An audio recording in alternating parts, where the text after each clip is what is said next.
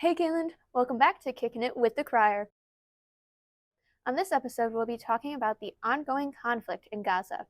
For those of you unfamiliar with the topic, I'll pass it over to Tom, who will give a brief history on Israel and Palestine.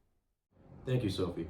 The history of the conflict between Israel and Arab states dates back to its original partitioning post-World War II, but the conflict with Hamas is much more recent. For years, they acted as an anti-Israeli terrorist group up until 2006, where they gained a significant control of the Palestinian Authority, the governing body for Gaza Strip. The first major conflict between the two came in 2008, which resulted in Israeli airstrikes and a ground invasion. Both sides traded fire until January 18, 2009, where a ceasefire was announced by Israeli forces. Tensions remained mostly calm until 2014, when 3 Israeli teenagers were kidnapped and killed in the West Bank, and 1 Palestinian was killed by Israeli settlers in revenge, prompting the conflict to resume. After the conflict died down, both sides remained quiet toward each other until the October 7th attacks, which launched Israel and Hamas into their inevitable war.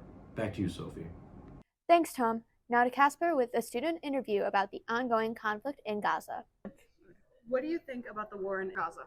I think it's really scary and really sad for all the families out there, and it's just like a lot of propaganda going on right now and a lot of violence that I personally think is kind of like dumb for all the violence that's going on, especially since it's for religious reasons. And how do you think that it affects people all over the world? well, a lot of people's family members are like over here. Like I have a coworker who's Pakistani, and her family is all in Gaza right now, and they're currently. It's just a scary situation for his families, especially. And do you think that the people in Kickin are well educated about it? Not as well as I think they could be. I think the same thing happened with the Ukraine and Russia, where it was talked about at the very beginning, and then kind of everybody kind of fizzled out and forgot about it. Yeah. I will say my history teacher, I think, is doing a good job about educating it because he does talk about it, and we're currently talking about it right now. So Thanks, Casper. Now back to Tom with current events in Gaza as of March 6th, 2024. Thank you, Sophie. There's been a failed attempt by the US, Qatar, and Egypt of negotiating a ceasefire between Hamas and Israel. Israel agreed to the ceasefire while Hamas did not. They offered a 6-week ceasefire, aid, and the release of Palestinian prisoners in return for Hamas releasing Israeli captives. However, the senior Hamas official Osama Hamdan refused, saying he wished for a more permanent ceasefire instead of a temporary one. There will be more discussions regarding a ceasefire soon. Now back to you, Sophie. Thanks, Tom. Back to Casper with a teacher interview on Israel and Palestine. All right. What do you think about the war in Gaza right now? Oh my gosh, I think it's a big mess. Very concerning to me. The humanitarian issues on both sides. I think we are seeing the worst of humanity in this, sure. And that's very concerning. I'm very concerned about the people that are struggling to have food, feed their children, have any sort of safe conditions to live in.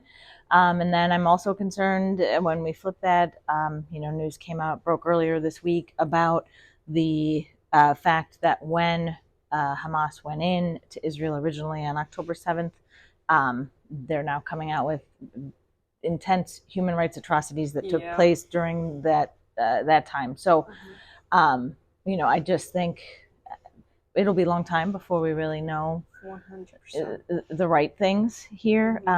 But the situation is incredibly horrible and sad.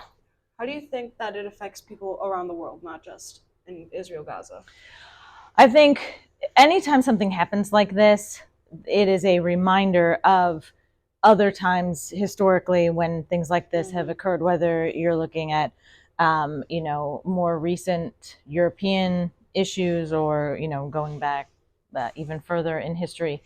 And I think, that can be very traumatizing for people that lived through those or have memories from those times, but also a reminder to everyone that hasn't necessarily experienced that, wow, these things could happen anytime, anywhere. Oh, yeah.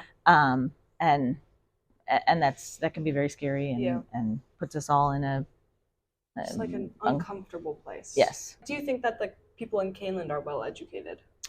I think that there's an element of that. I do think I have some students that are incredibly educated on what is going on and have made a really great effort to find out the facts and to follow on all different forms of media what's been happening and trying to get both sides. On the other hand, I have students, I'm sure, that could not even tell me what's happening at all. Thanks, Casper. That's it for this episode. See you next time on Kickin' It with the Krier.